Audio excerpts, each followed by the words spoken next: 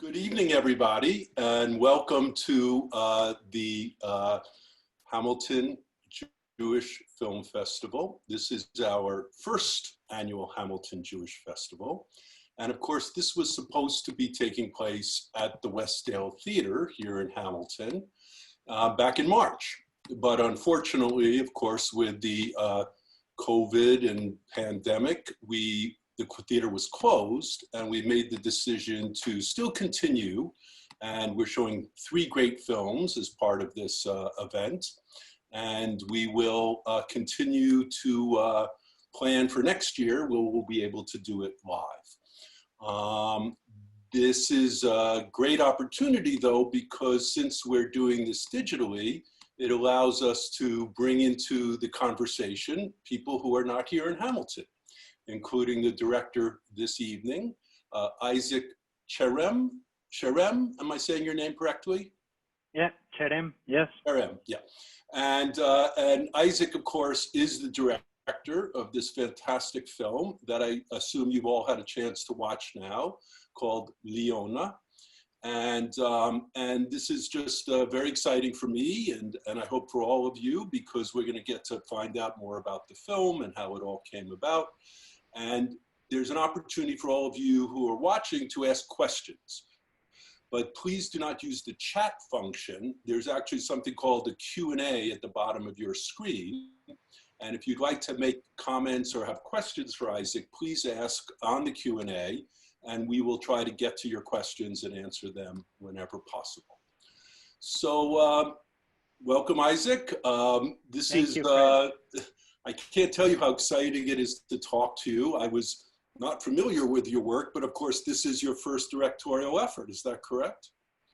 Yes. I find that hard to believe, because I found this to be a very accomplished film and very moving and touching. And I just congratulate you because, you know, to see a completely original story, you know, that really comes, and you will tell us more, I assume, from one's own life and one's own experiences, is somewhat rare these days in the film business. You know, everything is sequels and, you know, based on novels or based on existing IP, and it's just so exciting and refreshing to see something that feels so alive and just so, you know, just very, very in the moment, you know, and very present. And so anyhow, why don't we start by you just telling us a little bit about yourself, and I assume you are in Mexico City at the moment, and this is your home? Yes. First of all, thank you all for watching. Thank you all for joining the Q&A. Thanks, Fred. Thank you, Wendy, for inviting me to this Q&A, and thank you all for participating. It's been a while since I spoke English, so forgive me if sometimes I don't get the exact word or I'm slow. Well, forgive us for not being able to do this in Spanish. And, exactly, yeah, and of course, forgive me for not being able to watch the movie in Spanish. Subtitles are a big challenge, and I want to talk to you about that at some point, but we'll make do. So, yeah, I am a Mexican Jew, and I'm here in Mexico City. The movie, it is kind of an autobiography in the sense of what I was feeling at the time that I was writing it. Not that I was dating a non-Jew per se, but I was kind of coming of age. I was 23 years old. And I know it's late maybe for Canadians to come of age at 23, but for Mexican Jews, I feel like this community, even this country, kind of infantilizes whoever's not married. It's like when you get married, you're an adult, and before that, you're a child. So it's like I was moving out of my parents' apartment into my own, and I was paying rent, and I moved in with a friend of mine who is a cinematographer and a non-Jew, and he was dating my Jewish friend. Mm-hmm. And so I was kind of living this story from both sides, from my roommate and my best friend. And at the time I was writing it, I started writing it really angry, like a 23-year-old angry guy that wants to make a change, or I was seeing something that was that I was not pleased with, and that was the way my friend's parents were treating my roommate, and the way it all evolved so difficult for them to love each other, which was a simple feeling, and they liked each other. So I started writing the screenplay, and I finished writing it about a year after that. And then I sent the script to Nayan, the protagonist. Yeah.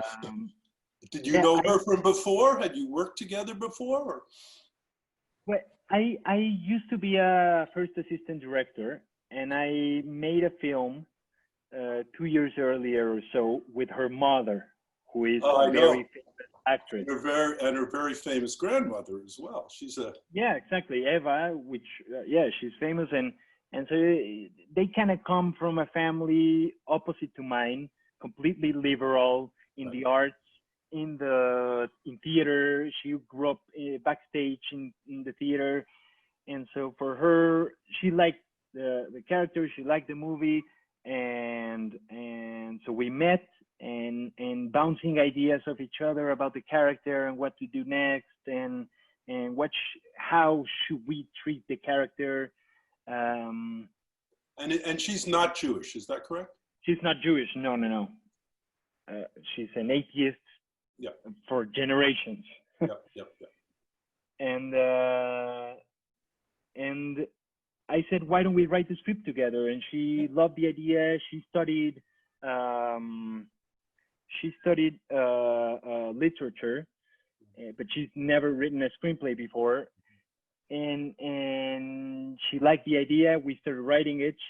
At the time she was living in New York, so we had to connect via Skype like now every day for a couple of hours, and it took us a year to rewrite the whole thing from the beginning, and it was probably the best decision I made in the film, because she is an extraordinary talent.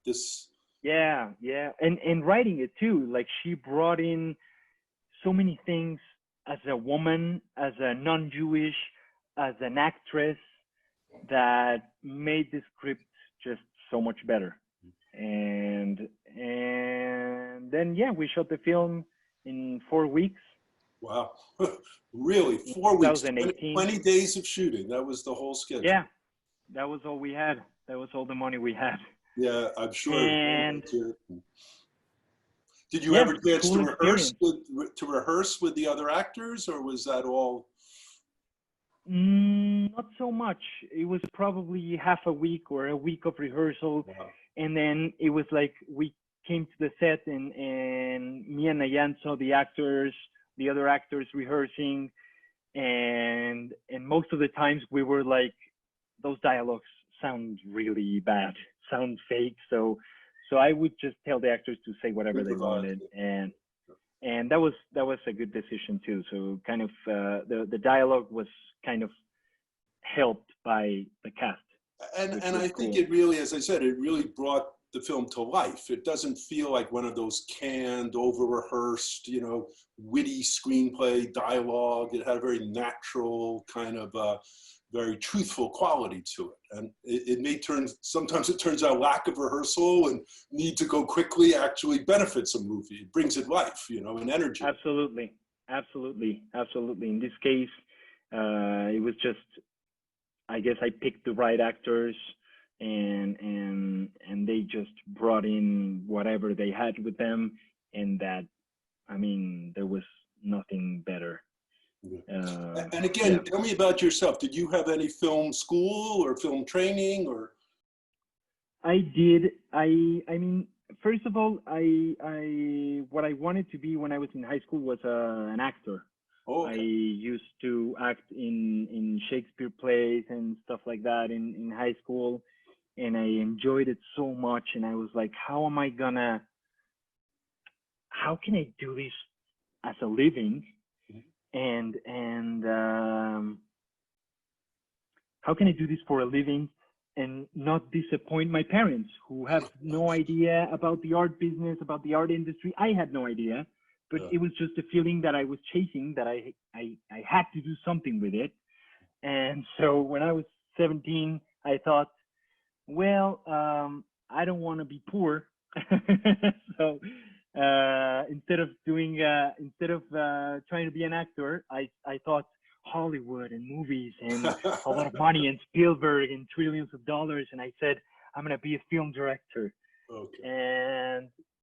And I started actually working when I was 15 on film sets as a production assistant and this and that. And then at 18, I went to Los Angeles Film School. Oh, sure. Yeah, yeah. Yeah, which was kind of a ripoff, to be honest. Yeah, the school is, but you probably met some interesting people. Exactly, yeah.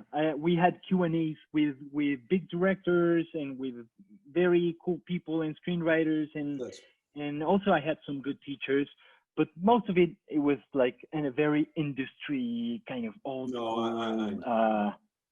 And when I came back to Mexico, that's when I kind of really learned how to tell a story. That's right. By working, by writing, by meeting people and getting to know myself also. Yeah.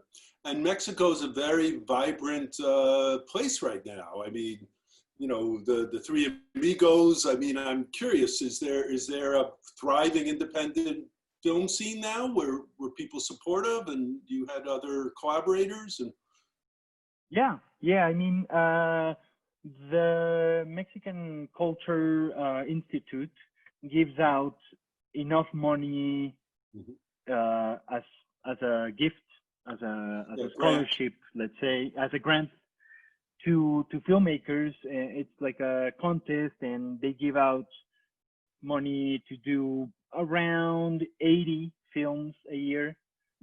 And some others are done independently, and so there's like 150 films a year. And it's growing, and we're getting to shape an industry of our own, which is very cool, and it's growing, and we're just becoming better writers and better actors and better directors with time, and making our own stuff, not and maybe getting separated from the United States industry. Well, and also from the telenovelas. I mean, there's a huge entertainment industry that's over there, right? Yeah, and that's our school. I mean, that's right. Culturally, the craft training comes from there.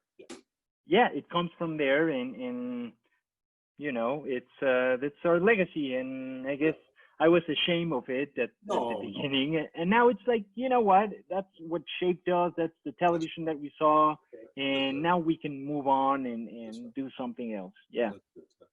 So tell us a little more about the the context, the Syrian Mexican culture. Am I correct to use the term Mizrahi? Is that how you identify, or? We don't use that term much. I think what happened was 120 years ago, 110 years ago, the first community from Syrian Jews who were refugees came to Mexico, and they formed the first Jewish community. And so it was them, the Syrian Jews, who kind of settled the rules for the Jews in Mexico to come. Then the Ashkenazis, but they kind of fitted into the Syrian Jewish community. So culturally, the Mexican Jews are more Syrian oriented than European oriented. I don't know if in Canada it's like that, but for example, in the US, it's kind of more European than Yeah, anything I else. mean, they're Sephardic Jews, but again, you don't identify as Sephardic either, correct? Not so much, not so much. In even in the Syrian Jewish community, we divided into two, Oh, which okay. is the Halebis and Shamis. Haleb from Halab, from Aleppo, and Shamis from Sham, Damascus, Oh, which interesting. is 80 or 60 or Makes- 80 And kilometers this away. distinguish, it still remains. Yeah, no, and it still is like not so much today, but my parents' Okay. generation was like, if your ancestors are from Aleppo, how are you gonna marry a woman from Damascus? Yes, yeah. And Still it's goes on. crazy. And there's Everywhere, competition between each everywhere. other. Yeah, yeah. This isn't unique And to your situation. It's very yeah, interesting. it's very unique from this country. And for example, my sister, we are I mean, my dad's ancestors are from Halab, from Aleppo, and my sister married an Ashkenazi. Yep. And it was not a big deal, but it was something. Like my parents, at some point when they were dating, my parents were like, "Are we sure this is what we want for our daughter? I mean, we don't know how his culture, you know." It's like, and now he's just one of the family. He kind of adopted. Same thing, you know. He became one of the Syrians, and he behaves like one of them. And we have our own schools, our own everything. I went to an Aleppo Syrian Mexican Jewish school, Okay. and my whole life, which is a huge school. Yeah. And were you taught in Hebrew or in yeah, Hebrew and yeah, a lot of stuff, a lot of Jewish stuff. It's called Magen David, the school. Yeah. And growing up in that environment was like, we couldn't really see something that was outside of our little bubble. And so for me, starting to work in the film business at 15 or at 16 and meeting people that are goys, that are not Jewish, or that are from different, it was like a cultural shock, because I would live in the same neighborhood as the school, as as all of my friends, and I would go to always around Jews, same as me. And so that was a cultural shock that I wanted to express in this film. And I think that's, and the coming of age through that cultural shock was incredible. Yeah. No, and I think it was brilliantly handled because, you know, at least for me, you know, and I am Jewish and I know, you know, a fair amount about Judaism. This is a world I had never seen.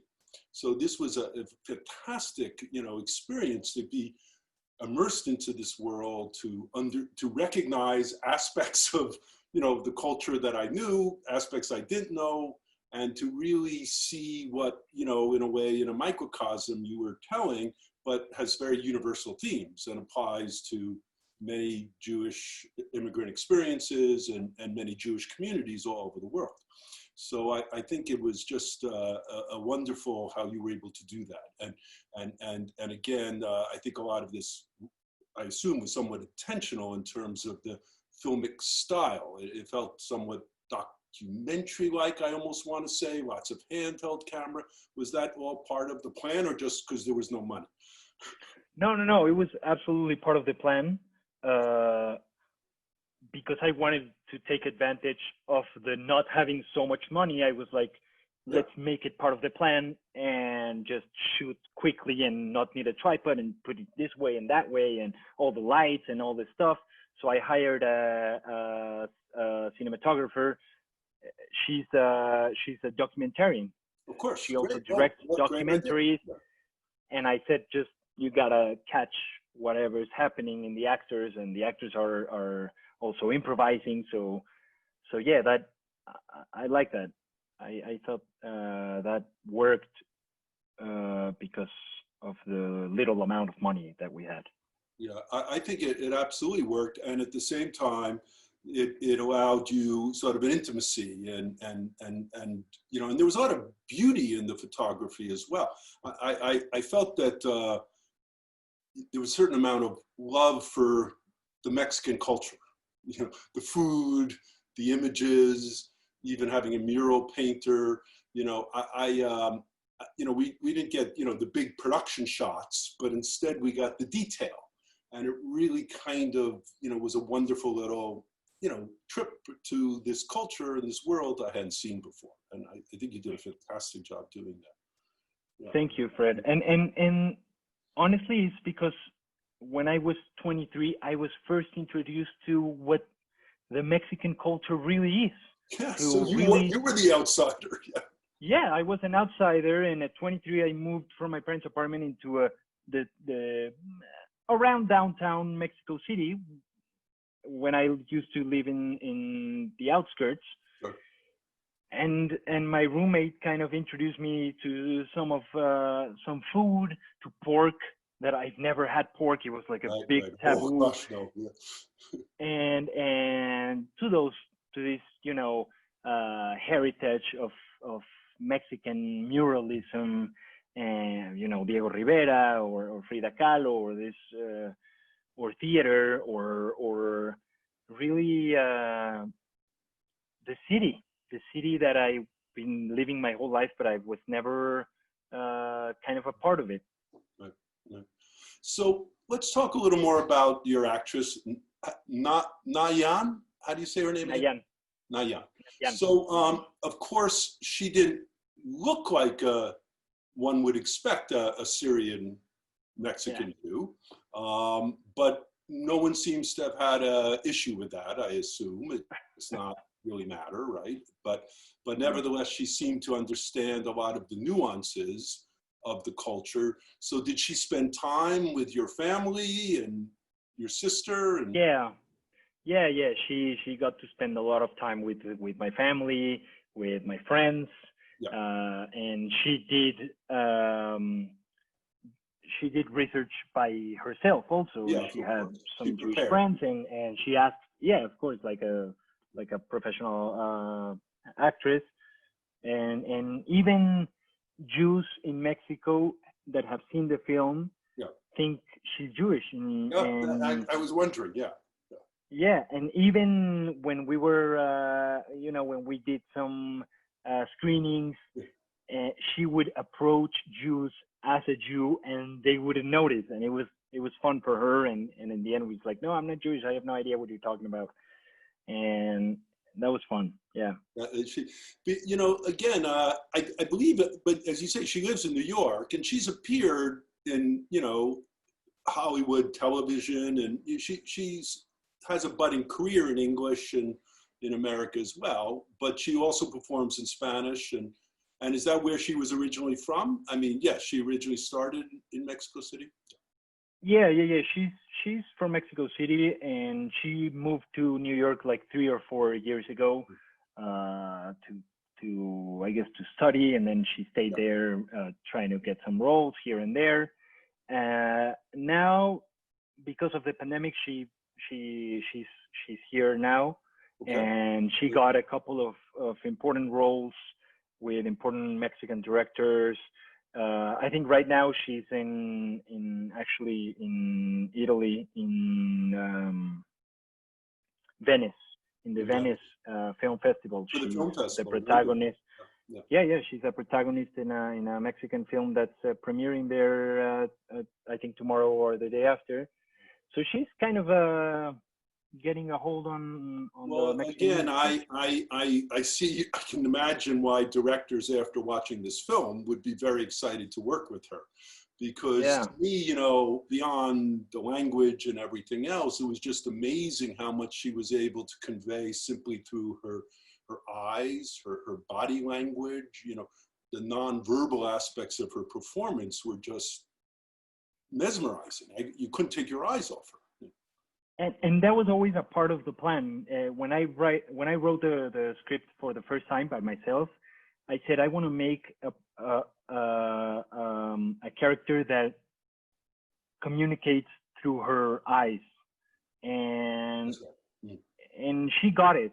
She got it. And when we were about to shoot, I told Nayan, are you aware that your eyes will carry the whole movie? And she's like, yeah, don't put more pressure on me than I already have. but her eyes became the audience's point of view. So we were experiencing this whole world and these people she meets and everyone else, you know, through her eyes. And I felt that it was extraordinary how much empathy you could establish, you know, she could establish with the audience who, and I'm not, you know, a young Jewish woman, you know, in Mexico City, but I felt it was so relatable kind of what was going on with her. The rest of the cast was also quite strong as well. Particularly, I thought Ivan was very interesting. He looks like a Hollywood marquee movie star. Yeah. But could you tell us a little bit about Kristen and what it was like working with him and his background too? Well, actually, I had another actor for the role. Oh, okay. But that actor was on a TV shoot, and the shoot got behind, but we couldn't delay the shooting. And we were already scouting for the last locations. We were 3 or 4 weeks away from shooting, and I thought about him. Yep. I've thought about him before for the role. Yeah. And I called him and I said, "Are you available?" He's like, "Yeah." And I'm like, come now and do an audition, and let's talk to Nayan and see how you guys get together. Yeah. He's a famous actor in Mexico. He's he is. So he's well established. So the audience is very well established. He's he's done it for a long time, and he was incredibly professional, and he's an obedient guy. He does whatever.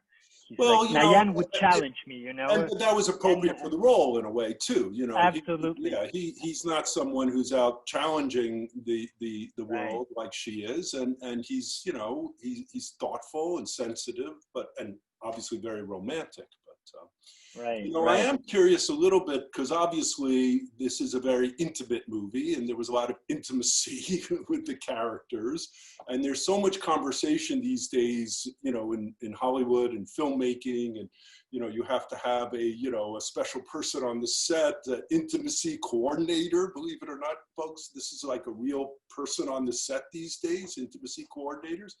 What were some of the challenges around that, or was that not a challenge? Was it just so easy with the crew and everyone? It was extremely easy, actually. It was the fastest scenes that we had. It was not something that we were going to rehearse. So what we did was just everyone out, and the actors are extremely professional, and just the cinematographer stayed there, and she kind of she had an earpiece, and I was, you know, telling her, get closer, get farther, try to do that. And then I would tell the actors in the middle of the scene, I would tell them, do this, do that, get on top, or do this or do that. And it was just one really long take, and we got it over every time. There were 6 sex scenes.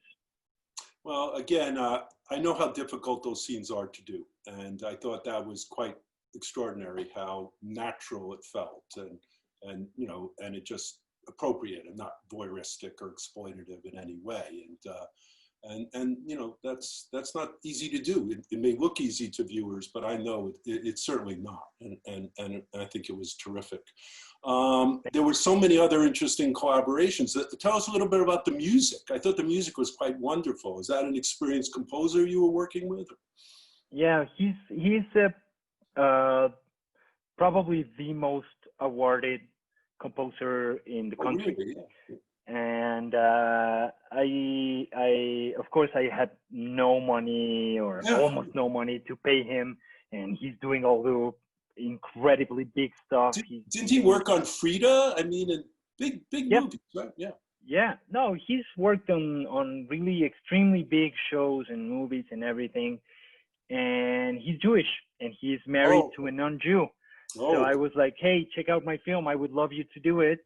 and he And called me right away. He's like, I loved it. I gotta do this. Yeah, and oh, gosh. I don't care if you don't have enough money. Just tell me how much you have. I'll do it. And yeah, he was Jacobo. He's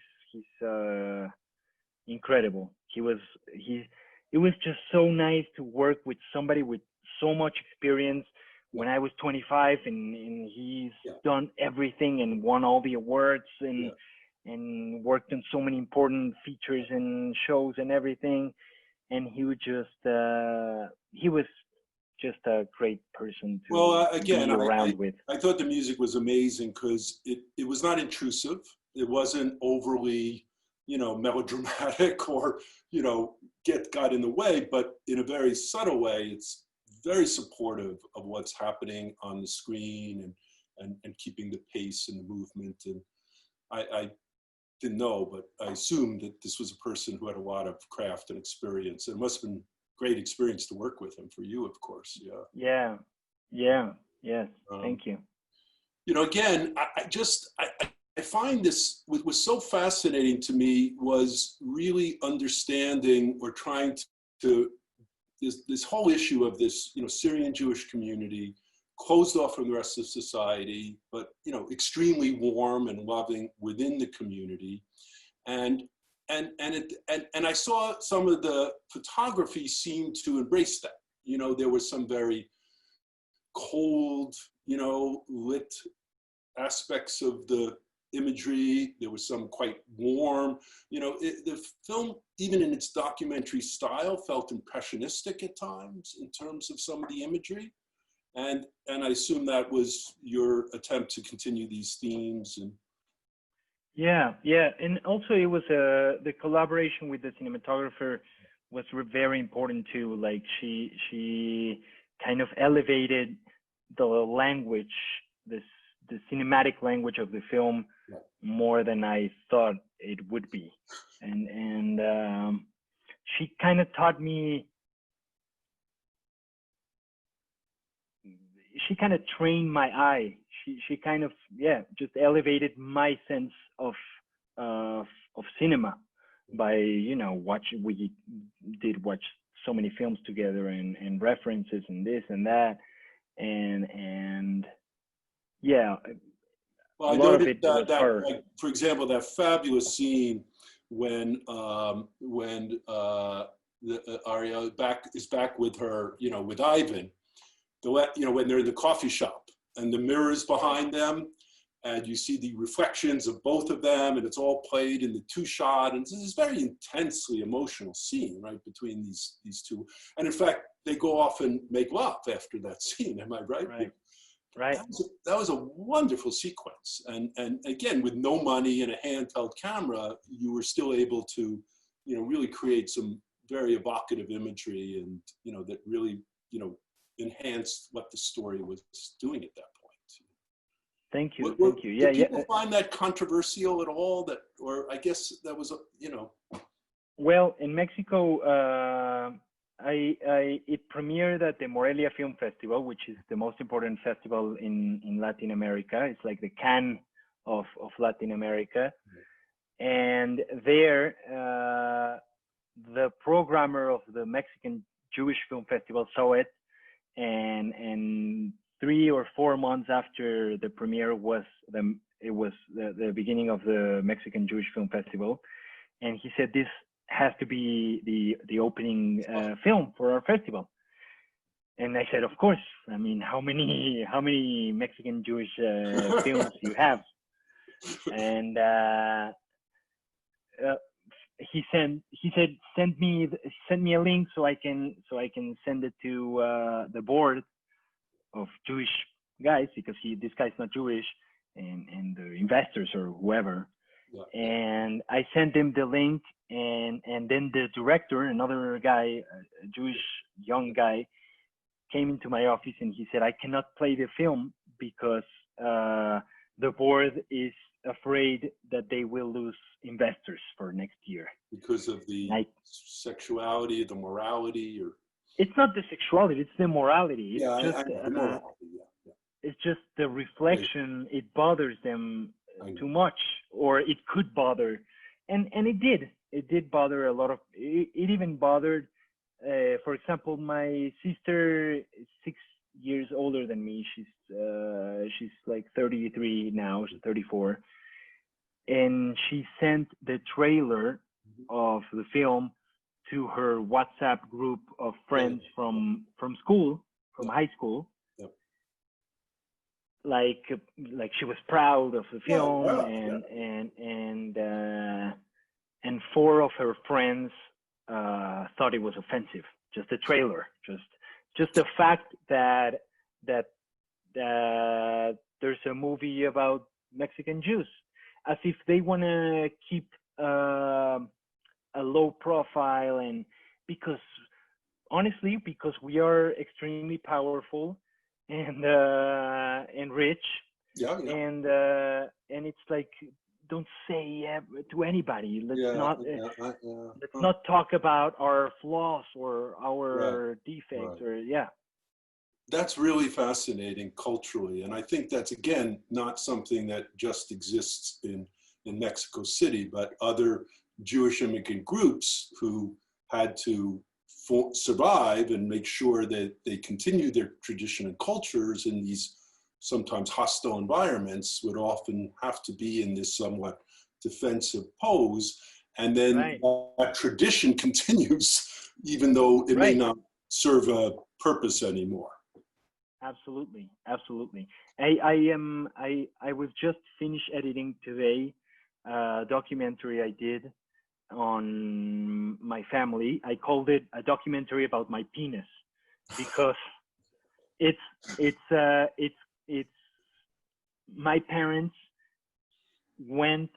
they got pregnant of me because they 30 years ago they went to the doctor and got involved in an experiment in order to have a boy.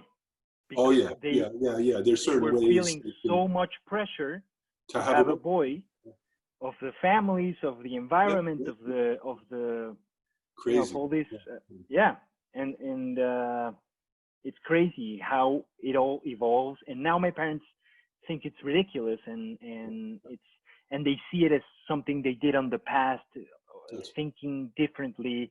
And I'm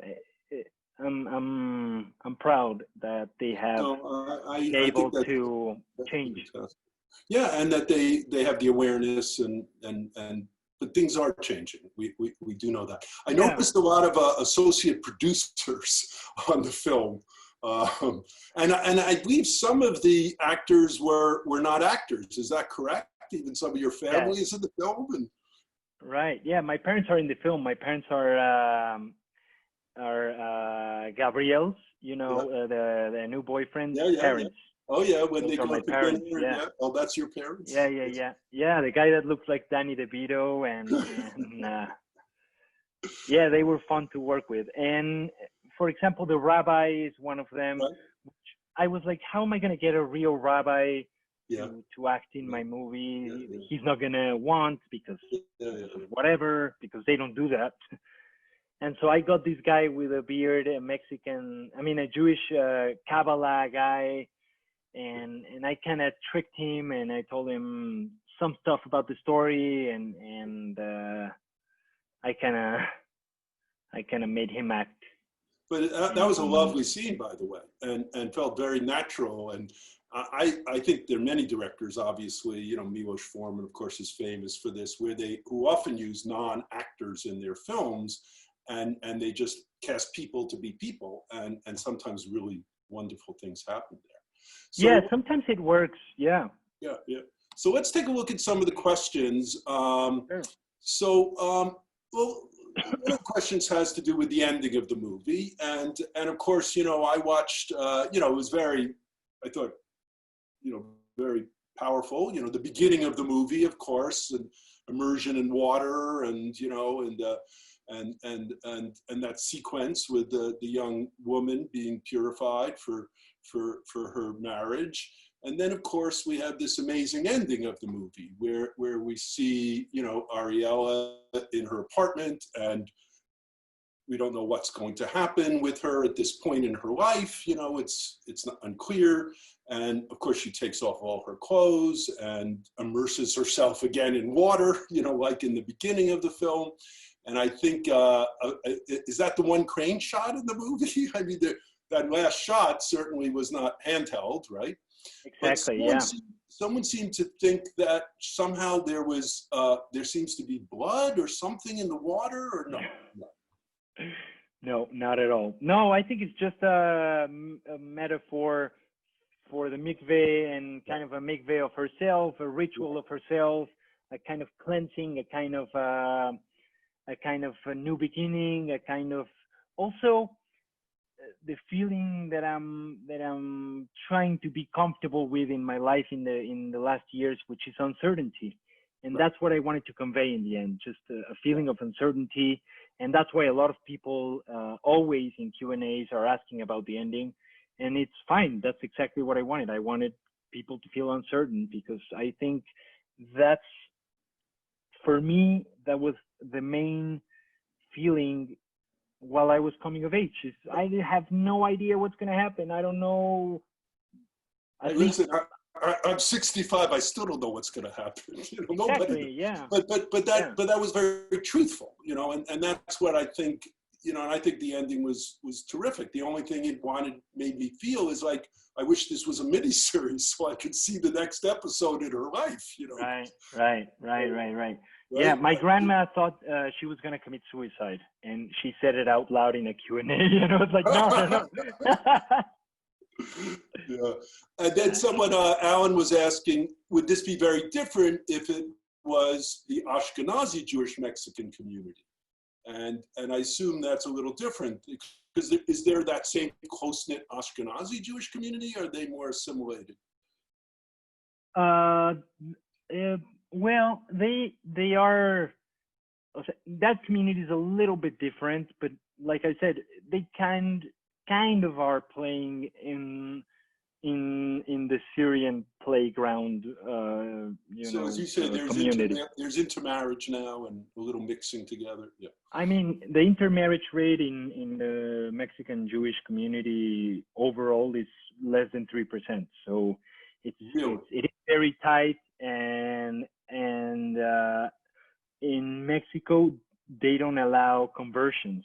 So really? No one can convert. Yeah, it's something from around 25, 30 years ago that they said no conversions, because people are just converting to marry a Jewish person, and we don't want anyone who's only interested in the person to come into our community or our faith or whatever. So that's one of the reasons it's like the intermarriage rate is very, very low, which means to me less freedom. Yeah, well, I mean, that's very much the theme, isn't it? There was that incredible scene with Ariel and her grandmother, right? And really this whole question of, should you sacrifice your individual happiness in the name of tradition, right? And the grandmother basically tells her that what she's feeling for, she's in love with Ivan, but it's not about love, right? I mean, that's what she tells her, that this is her, that this is appropriate, doing things because you love someone is not appropriate. That's not how you live your life. Because the Jewish community has forged and kind of has grew more comfortable, because they did not think of each other as individuals, but as a whole. And we gotta stay together and stay strong. And yes, that is the reason why there were, better opportunities for Jews every time. But I think we've reached the point where, at least to me, is attempting against liberty. And I rather think about my own well-being than my community's well-being. If it's against one another, I'd rather. Really, even more than your own well-being. I mean, you're thinking about the universe as one people, and I mean, thank goodness there are people, storytellers like you, young people, who really are looking at the world. It's a very different place than it was 10 years ago, you know, and will continue to evolve and change. And I would like to hope that people who have seen this film in your community maybe have to think a little bit differently. And was it received well? I mean, I'm curious what the reaction was in general. Or I mean, other than it was banned from the Mexican Jewish, it was gonna be in theaters in March, and so the pandemic came, and I'm just waiting for the cinemas to So reopen. You don't really know completely what's going to happen yet. Not really, but I'm expecting a wide range, you know, between people who think like me and people who think the other. But again, even people who know nothing about Judaism or, you know, are going to really appreciate this film just for the power of the performances and the story. And as I said, I think this could be very relatable to other religious groups, other immigrant groups, other cultural situations as well. You know, is there a distributor for the U.S. or in Europe or? Yes. There's a distributor for the U.S. I think that's why the same distributor that got the film to you is the distributor for the U.S. What's the name? Menesha. Yeah, I've heard of them. They do quite a bit of good distribution of Israeli Jewish films, other films as well. Yeah. They're good. I'm glad. Yeah. That's very good. Yeah. I think Janet asked the question about, did you ever consider having Ariella bring Ivan to meet the parents? But I guess the point was she never was comfortable ever doing that, or she felt that would have been a disaster. Yeah. And she wanted the best thing of both worlds, and she resisted the collision, which was imminent, I guess. And I think that was also one of the charming parts of the film, was there's so much comedy in the film. You know, it was very funny, I thought. Particularly Gabriel was quite, you know. I actually thought when I was writing the screenplay and when I was about to shoot the film, I did not think of it as funny. I thought I was making an extremely serious social film, and it ended up being kind of funny. So I was like, I should embrace this because this was my natural style, and it just came out naturally.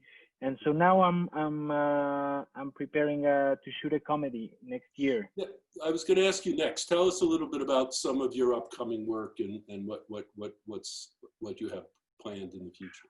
Well, I made this documentary, which is a feature film documentary out of nowhere.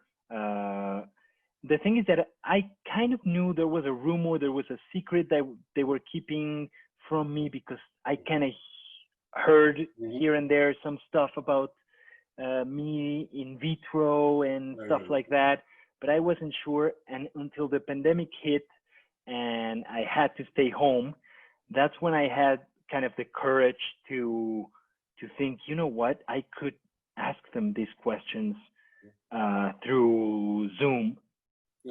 And not be present and kind of hide behind my screen. And that's how I did it. I hid behind the screen and I asked my parents and my sisters some questions, and it ended up being something much bigger than just the experiment of wanting to have a boy. It ended up being about I don't know this word in English, but it's about the patriarchy, you know, about this community living in such a patriarch way that is hurtful or harmful for not only for women, but also for people like me that don't feel like doing the stuff or liking the stuff that most men like or want. Well, there's there's a fear that at the base of it, right?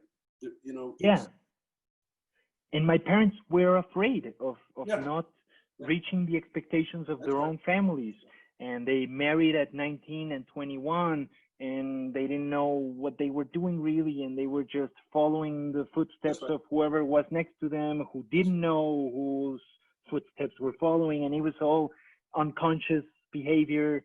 And now that me and my sister did not marry right away Yeah. Yeah. and Good. kind of look for a life of our own and Yeah. independence, and they kind of were like impressed and also kind of that liberated them with Good. their friends, for example, who were like, what do you mean your kids are not married and are going here and there and doing their life? And so my parents had to confront them by liberating themselves and saying, this is what they love, and I see them and they are happy, and I'm happy that they're happy, whatever they want to do. And and that's what the documentary is about. Yeah. And the next film that I'm doing next year is a fiction, just like this, just like Leona, about kind of my parents. And now in somewhere a else. dramatic, scripted, inspired by your parents. Exactly. Yeah, and they are Catholic, Mexican, Okay, that's regular people, Yep. but the way they behave towards society is very much like my parents behaved towards society, and very unconscious and trying to, my dad came from nothing and had no money, so he was not accepted by my mom's family, and so he had to struggle to become something that he wasn't, and all those things. It's a romantic, it's a rom-com, it's a romantic comedy. I think that's wonderful. So really not exploring the Jewish story. No, not really. Exploring it, but behind curtains. Yeah, no, I understand, but I think that, and what do you know about Nayan? You said she was just in a new film from Mexico. Can you tell us what that was called? We might look for it, or do you remember that film is called I don't remember, honestly. Okay, we can look her up online and but see. The funny thing is, a Jewish director, also a Mexican Jew, really? Very famous, very important director in Mexico called Michel Franco. Okay. He's actually from the same high school I went to. He's just like 10 years older than me. Yeah. And he's won at Cannes Best Screenplay. Like, he's a very important filmmaker in Mexico. And so now she's the protagonist of this new film called, I don't remember how it's called, but it's premiering in Venice. I understand. Well, as I said, I'm New Order. That's what's it called? New Order. Okay. So again, to me, it's just amazing. I don't know if our audience knows, but 4 out of the last 5 best directors for Academy Awards were Mexican directors, right? Yeah. And with Guillermo del Toro and Alfonso Cuarón, and it's just kind of interesting when that happens, that. And I remember seeing Kronos, Del Toro's first movie when it came out of Mexico. So great. It was fantastic. And it really made me wonder. And I talked to Del Toro a few times about things and just what culturally was happening that, in terms of storytelling, in terms of, that was creating an atmosphere where these incredible directors, and of course, Alejandro, González Iñárritu. I mean, that this was what was birthing these great creative people. They all went off to LA and became Hollywood directors for the most part. But they came from something interesting that's going on there, right?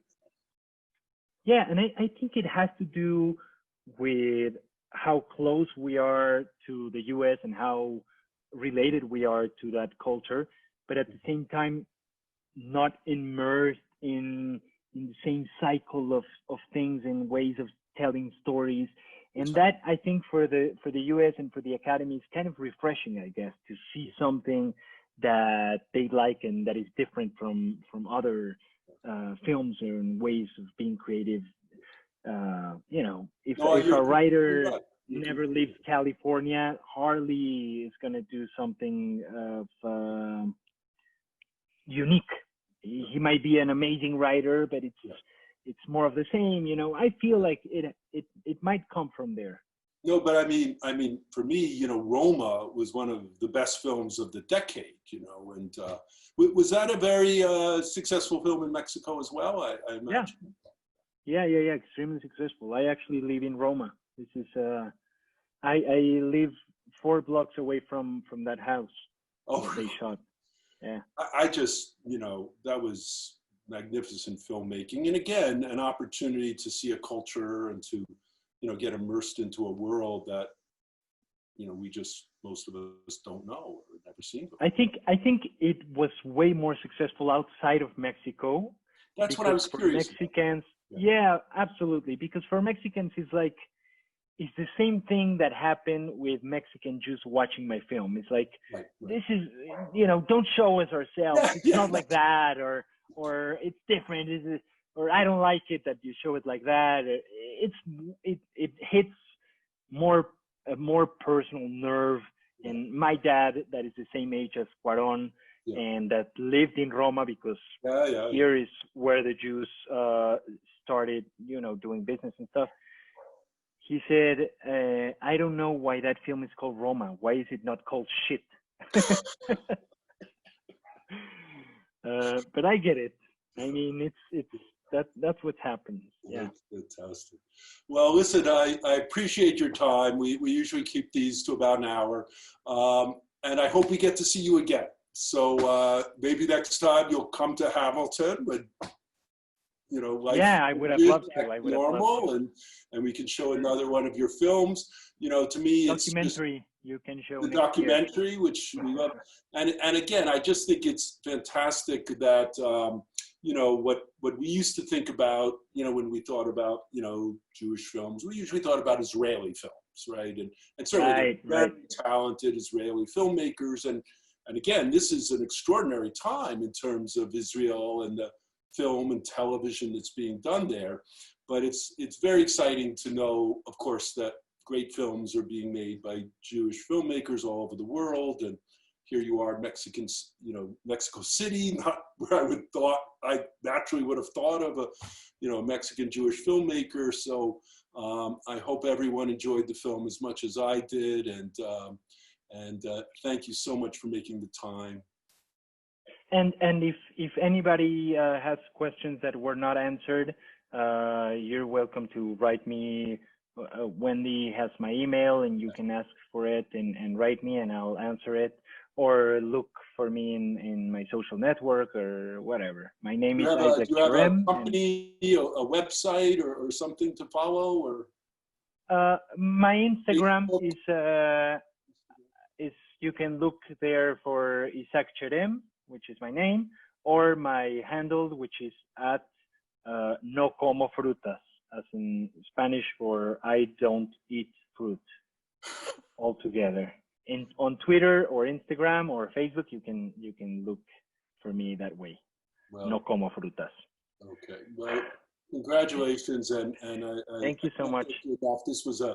It was just so refreshing to see this movie, and I really enjoyed it. I think everyone did, and I wish you lots of success in the future. I can't.